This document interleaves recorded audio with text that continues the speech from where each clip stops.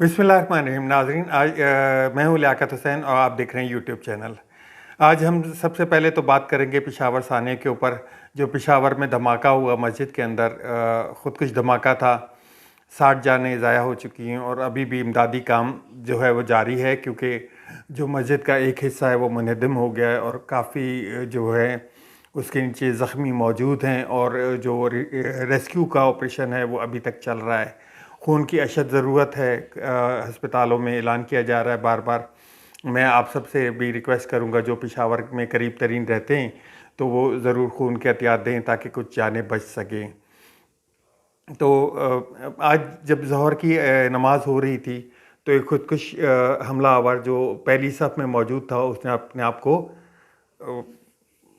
एक बम से उड़ा दिया, और जिसमें ये सब जो हुआ है वो जानें ज़ाया हुई हैं, जाने का नुकसान हुआ है, और जो काफ़ी ज़ख्मी हुए हैं, तकरीबन 150 के करीब ज़ख्मी हो चुके हैं।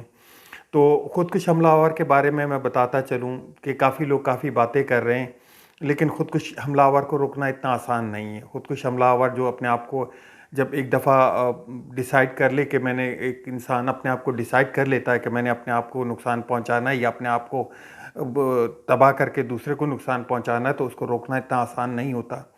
काफ़ी जगहों पे जो है, क्योंकि इस दहशतगर्दी से हम पिछले 20 साल से निपटते आ रहे हैं। बीच में कुछ वक्फा ज़रूर आया था, लेकिन उसके बाद ये दोबारा शुरू हो गया है। तो काफ़ी हमने देखा था पिछले भी मामलात में कि कभी गेट पे रोका गया तो वहाँ पे हमारा नुकसान हुआ, काफ़ी जगह पे, काफ़ी स्कूलों में, काफ़ी जो हॉस्पिटल्स के बाहर। तो बात सिर्फ इतनी है कि ख़ुदकुश हमलावर जो है वो, इसको रोकना इतना आसान नहीं है। ये इंटेलिजेंस फेलियर आप बोल रहे हैं या इसको कुछ भी बोल रहे हैं, ये इतना आसान नहीं होता। खैर, हमारी इंटेलिजेंस इदारे, हमारे पाक अफवाज, हमारी जो अफवाज पाकिस्तान है, अपने पुलिस के इदारे जो भी हैं, बहुत बेहतरीन काम करते हैं। उन्होंने इस जंग में शायद ही कुछ मुल्कों को जो है वो कामयाबी हुई हो, जिनमें से पाकिस्तान भी एक मुल्क है जिसने कामयाबी हासिल की हुई है, और बड़े अच्छे तरीके से नबर्द-आज़मा भी हुआ है। और मुझे अपने पूरे इदारों पे पूरा एतमाद है, और पाकिस्तान अवाम अपने इदारों के साथ खड़ी है। और मैं आपको बताता चलूँ कि ये जो है, जब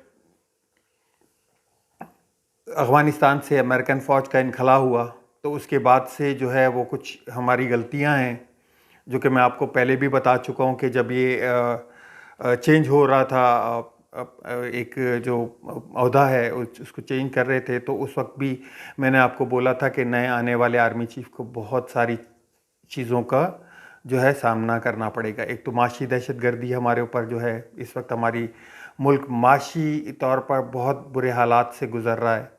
ज़र मुबादला के ज़खायर, डॉलर की ऊंची उड़ान, महंगाई और बेरोज़गारी से। दूसरी तरफ हम जो है अपने इस वेस्टर्न बॉर्डर पे की तरफ से भी हम बहुत ही ज़्यादा परेशान हुए हैं, क्योंकि वहाँ से जो है हमले शुरू हो गए हैं, या एक तरह से नई दहशतगर्दी की लहर आ चुकी है, तो वहाँ भी हमें नबर्द-आज़मा होना पड़ रहा है।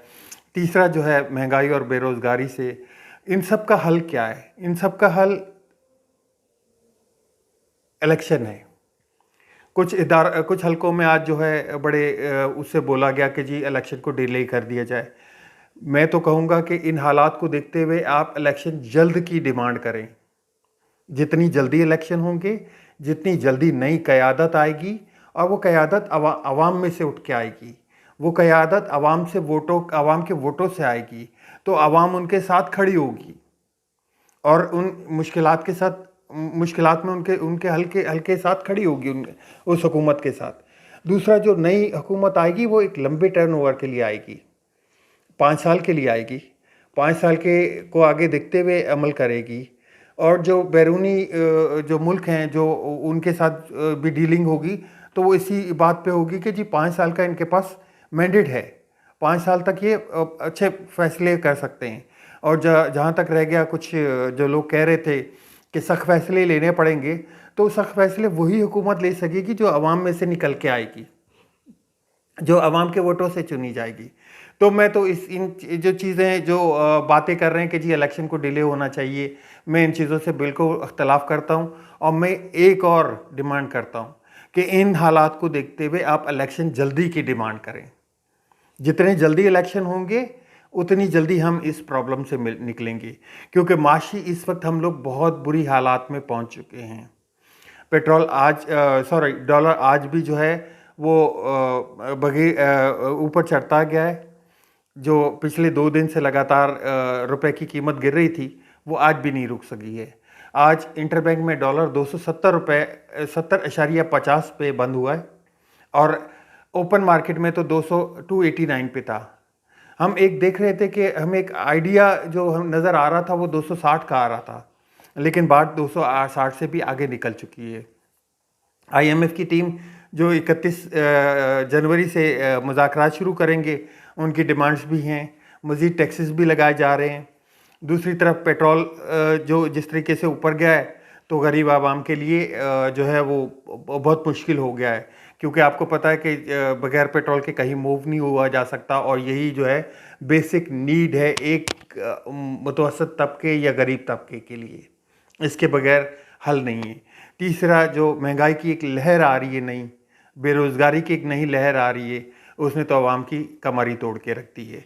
तो इन मामलात को देखते हुए मैं तो रिक्वेस्ट करूंगा कि जितनी जल्दी हो इलेक्शन मोड में जाया जाए, क्योंकि इलेक्शन ही वाहिद हल है इस चीज़ का, और इस चीज़ के अलावा कोई हल नहीं है इन सब बातों का। तो जो लोग बातें कर रहे हैं मैं उनकी नफ़ी करता हूँ। तीसरी जी, जो IMF के साथ मुज़ाकरात हो रहे हैं उनकी कामयाबी के कितने % चांसेस हैं? तो हुकूमत तो आपको बता चुकी है कि वो तमाम शराइत उनकी मंजूर करने के लिए तैयार बैठे हैं। अब आवाम पे तो जो गुज़र रही है वो तो गुज़र रही है, लेकिन जो आज मैंने इस्लामाबाद में देखा कि इस्लामाबाद में एक निजी कंपनी ने अपने 500 मुलाजिमीन को जो है फारिग कर दिया बगैर किसी एडवांस नोटिस के और बगैर किसी इजाफी तनख्वाह के। तो वो मुलाजमीन आपे से बाहर आ गए और उन्होंने फतरा शुरू कर दिया और वो जो है उसकी इमारत को नुकसान पहुंचाया। तो आवाम के जो नर्व्स है वो बहुत कमज़ोर पड़ती जा रही है, वो आपे को कंट्रोल नहीं कर पा रहे, आपे से बाहर निकलती जा रही है बात। और ये तो आपको मैं मिडिल तबका बोल रहा हूँ, जो गरीब मजदूर है, जो रोज़ कमाने रोज़ खाने वाला है, उसके हालात तो बहुत ही मखदूश हैं। वो तो एक टाइम की रोटी से भी अब जाते हुए नज़र आ रहा है, क्योंकि आटा 140 रुपये से आप पर तजावज़ कर चुका है। कल जो एक दिल सोज वाक़या हुआ था डेरा इस्माइल ख़ान में, डेरा गाज़ी ख़ान में, एक बोरी गिरने से 3 जो लोग हैं जो आटा लेने आए थे वो शहीद हो गए। मैं उनको शहीद बोलूँगा, क्योंकि बेसिक नीड की जो ज़रूरत है क्या कर रहे अवाम उसके लिए? उनके हाथों में पैसे थे, पैसों से आटा लेने आए थे।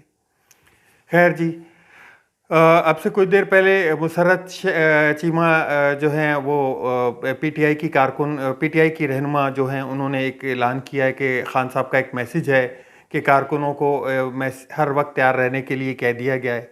कारकुनों को किसी भी वक्त बुलाया जा सकता है, वो महंगाई के ख़िलाफ़ धरने के लिए या खान साहब की सिक्योरिटी के लिए। तो वहाँ पे कुछ बैठे हुए भी हैं, कुछ को इंडिकेशन भी दे दी गई है, क्योंकि मैंने आपको ये जो बताया कि किसी भी वक्त गिरफ्तारी के जो है वो असरात आ सकते हैं, करने के लिए गिरफ्तार करने के लिए ऑपरेशन किया जा सकता है। जैसे आप याद होगा कि मैं पिछले व्लॉग में बता चुका हूँ कि कल रात जो है लाल हवेली के ऊपर जो है वो सील कर दी गई, उसके ऊपर पुलिस की भारी नफरी पहुंचा दी गई। वहाँ पे सुबह अदालत से शेख रशीद साहब को जो है वो रिलीफ मिला है। फवाद चौधरी को आज जो है वो अडियाला जेल जुडिशनल कस्टडी में भेज दिया गया है। और भी काफ़ी जो है फ़र्रुख हबीब, उनके ऊपर FIR कटी हुई है। और जो है जुल्फ़ी बुखारी के ऊपर अंदेशा किया जा रहा है कि उनके ऊपर भी है। एक पर्चे की तैयारी और की जा रही है जो कि अमीन गंडापुर के ऊपर है। खान साहब की सिक्योरिटी वापस ले ली गई है। ये सब वो चीज़ें हैं जिनको देखते हुए पाकिस्तान तहरीक इंसाफ ने अपने कारकुनान को रेडी रहने के लिए कह दिया है थ्रू आउट द कंट्री, पूरे मुल्क में, ताकि किसी भी वक्त एहतजाज की कॉल दी जा सकती है आवाम के साथ खड़ा होने के लिए। आवाम की जो जिस तरह से पेट्रोल के जो प्राइसेस बढ़ाए गए हैं और जो मसनूआत के प्राइसेस बढ़ाए गए, इस वक्त तो 3 चीज़ों की दौड़ लगी हुई है, पेट्रोल, डॉलर और प्याज। 300 पहले कौन क्रॉस करता है ये देखा जा रहा है। डॉलर 289 पे ओपन मार्केट में पहुंच चुका है और जो पेट्रोल है वो 250 का है। 1 फरवरी को एक अंदिया दिया जा रहा है कि 50 रुपये लीवी और लगा दी जाएगी। तीसरा, प्याज का मैं बोलूँगा, प्याज 240 रुपये पे पहुंच चुका है, 240 रुपये किलो पे। तो वो भी किस वक्त जो है वो 300 क्रॉस कर जाए ये भी पता नहीं है। देखते हैं जी। अब तक के लिए इतने ही। नेक्स्ट व्लॉग में इंशाल्लाह मिलते हैं। दुआओं में याद रखिएगा। अल्लाह हाफिज़। पाकिस्तान जिंदाबाद।